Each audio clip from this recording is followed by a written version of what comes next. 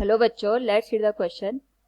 A current in a simple series circuit is 5 ampere. When an additional resistance of 2 ohm is introduced, the current is reduced to 4 ampere.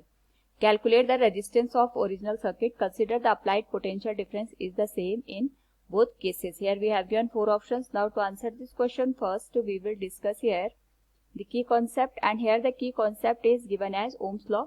जिसमें हम ये देखते हैं कि अगर हम किसी भी वायर के अक्रॉस यहाँ पे पोटेंशियल डिफरेंस अप्लाई करते हैं तो जितना ज्यादा पोटेंशियल डिफरेंस होता है हमारे पास करंट का अमाउंट उतना ज्यादा होता है, यानी V इक्वल्स होता है आई आर.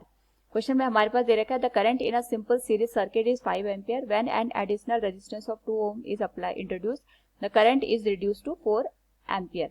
तो सपोज हमारे पास स्टार्टिंग में जो रेजिस्टेंस था वो R था, हमने यहाँ पे जो पोटेंशियल अप्लाई किया था वो V के बराबर किया था.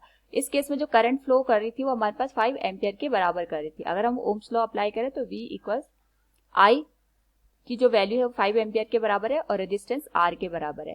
तो यहाँ से V की वैल्यू आ जाएगी 5 इंटू R. ये क्वेश्चन नंबर 1 हो गए. ये केस फर्स्ट हो गया.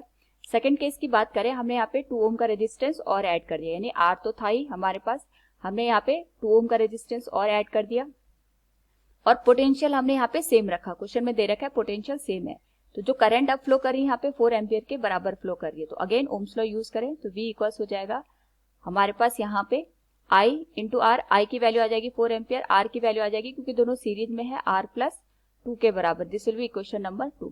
क्योंकि इक्वेशन 1 और 2 में हमारे पास लेफ्ट हैंड साइड सेम है, यानी पोटेंशियल डिफरेंस दे रखा है, तो राइट हैंड साइड भी सेम होगा. 5R इक्वल्स 4R प्लस 8 के बराबर. तो R की जो वैल्यू निकल के आएगी यहाँ पे 8 ओम के बराबर निकल के आएगी, यानी हमने यहाँ पे जो रेजिस्टेंस यूज किया होगा वो 8 ओम के बराबर यूज किया होगा. So from given question we can say here calculate the resistance of original circuit. It will be 8 ohm. Option C is the right one. Hope all you understood it. Thank you and best of luck.